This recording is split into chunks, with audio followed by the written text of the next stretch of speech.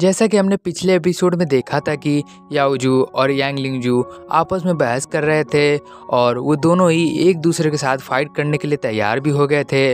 पर तभी वहाँ पर डेमोनिक टाइगर किंग आ जाता है और उन दोनों को फाइट करने से रोक देता है और उन्हें गोल्डन मार्शल गॉड के बारे में भी बताता है। जिसके बाद हमने सिल्वर टाइगर किंग और इजुमी को बात करते हुए देखा था कि अब आगे क्या करना है, जहाँ इजुमी कहती है कि हमें सबसे पहले डेमोनिक विंस किंग और पर्पल थंडर लीपर्ड को मार देना चाहिए जिससे डुगुजू को बाद में हेल्पर्स ना मिल सके। जिस पर सिल्वर टाइगर कहता है ठीक है।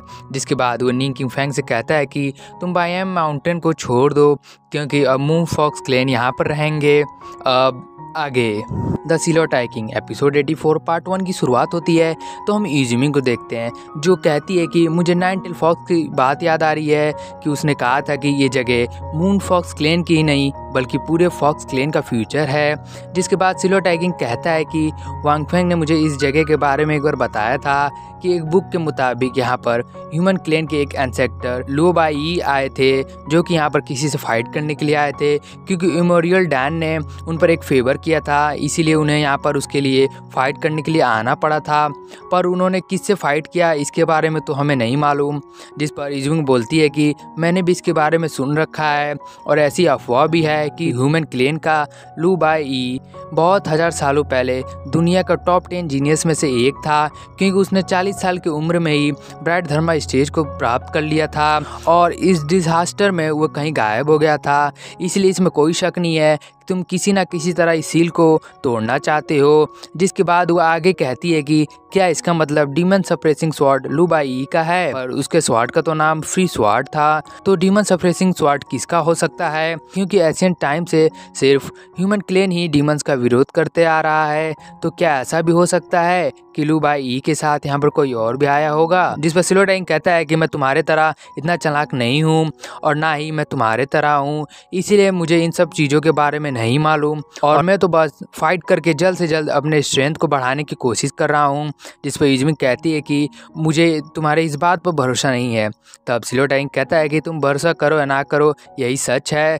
तब सिल्वर टाइगर आगे बोलता है कि जब ये सील यहाँ से हट जाएगा और गॉड फॉक्स क्लैन यहाँ पर वापस आ जाएंगे तो क्या तुम्हें क्या लगता है कि हमारे बीच ये दोस्ती है क्या इसी तरह बरकरार रहेगी। तब हम इजुमी को देखते हैं जिसे ये सुनकर अच्छा नहीं लग रहा होता है क्योंकि कहीं ना कहीं इजुमी भी नहीं चाहती थी कि वे और सिल्वर टाइगर किंग फिर से एक दूसरे के दुश्मन बन जाए क्योंकि धीरे धीरे अब वो सिल्वर टाइगर किंग को पसंद करने लगी थी। इसीलिए वो सिल्वर टाइगर किंग से कहती है कि मुझे इस सब के बारे में नहीं मालूम। तब सिल्वर टाइगर किंग उससे कहता है जब गॉड फॉक्स क्लैन यहाँ पर वापस आ जाएंगे तब तुम्हारा मून फॉक्स क्लैन किस हालत में रहेगा। तब इजुमी कहती है कि मुझे इन सब चीज़ों के बारे में नहीं मालूम और भविष्य में क्या होगा ये मैं नहीं बता सकती और ना ही मैं इस समय ये सब चीज़ों के बारे में बात करना चाहती हूँ क्योंकि इस समय मैं बस अपने मून फॉक्स क्लैन को डीमन से आज़ाद करना चाहती हूँ और मेरे क्लैन को जो इतना डीमंस ने ह्यूमिलेट किया है उन सब का मैं बदला लेना चाहती हूँ। और इजुमी के कहते ही हम देखते हैं कि वहाँ के पास के पहाड़ में से आवाज़ आती है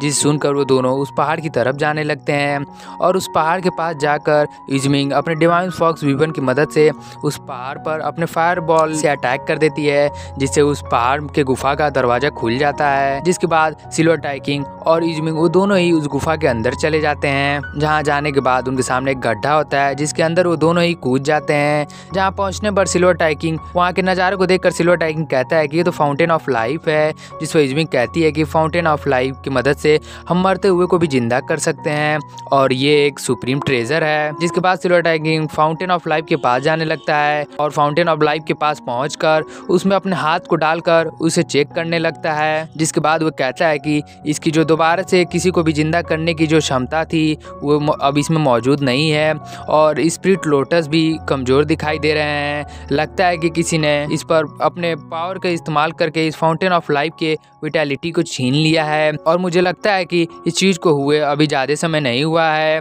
तो ये सुनकर इजुमी इधर उधर देखने लगती है और गुफा के गेट के पास जाकर उसे टच कर उसे चेक करने लगती है। जिसके बाद वो सिल्वर टाइगर से कहती है कि इसे खुले हुए ज़्यादा समय नहीं हुआ है और हम दोनों ने जो आवाज़ सुना था वो ज़रूर यहीं से आया होगा जब किसी ने इसे खोला होगा। जिसके बाद वो दोनों गुफा के और अंदर जाने लगते हैं और थोड़ा अंदर और जाने के बाद उन दोनों के सामने कुछ ऐसा दिखता है जिसे देखकर वो दोनों ही बहुत हैरान हो जाते हैं। और इसी प्रकार हमारा एपिसोड 84 का पार्ट 1 यहीं पर समाप्त हो जाता है।